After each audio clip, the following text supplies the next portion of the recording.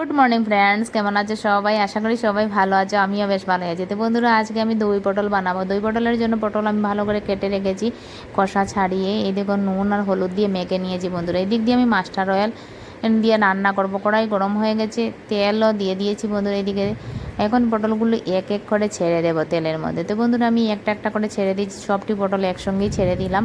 এখন ভালো করে ভেজে নেব, একদিক অপিট আর অপিট করে ভালো করে ভেজে নেবো। তো ভেজে নিয়ে নামিয়ে নেব। এখন দেখুন বন্ধুরা, আমার ভাজা হয়ে গেছে। আমি কড়াইগুলি থেকে এখন নামিয়ে নেব পটলগুলো। তো আমার দই পটল খেতে বেশ ভালো লাগে। কার কার খেতে ভালো লাগে অবশ্যই আমাকে কমেন্ট করে জানাবে বন্ধুরা। এখন দেখো ভাজাটা হয়ে গেছে বন্ধুরা। আমি পুরো ভাজা করিনি, অল্প অল্প করেছি। আমার দইয়ের মধ্যে সিদ্ধ হবে, এই জন্য আমি পুরোটা দিইনি। এখন কালিজিরা পুরন দেবো বন্ধুরা। আমি নিরামিষ করব, কোনো পেঁয়াজ রসুন ইউজ করব না।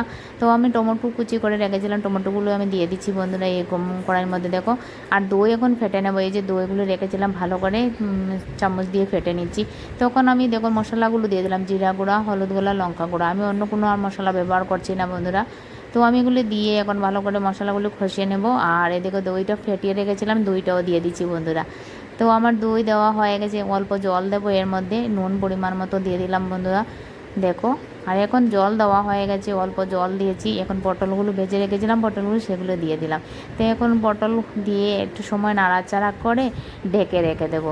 তো এভাবে তাড়াতাড়ি হয়ে যায় পটল, দই পটল রান্না করা, কোনো অসুবিধা হয় না। আমার দই পটলটা আমি খেতেও বেশ ভালো লাগে। তোমাদের কার কার ভালো লাগে অবশ্যই জানাবে আমাকে। এই দেখো বন্ধুরা, আমি ডাকনা দিয়ে দিয়েছিলাম, ডাকনাটা সরিয়ে এখন দেখলাম একটু সময় ফুটিতে হবে। তো একটু সময় ফুটিয়ে যাক, তারপরে হয়ে যাবে।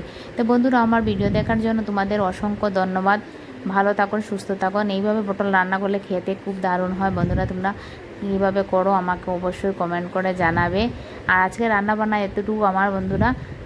টাটা, বাই বাই, ভালো থাকো, সুস্থ থাকো। আগামী দিন একটা নতুন ব্লগ নিয়ে আসবো।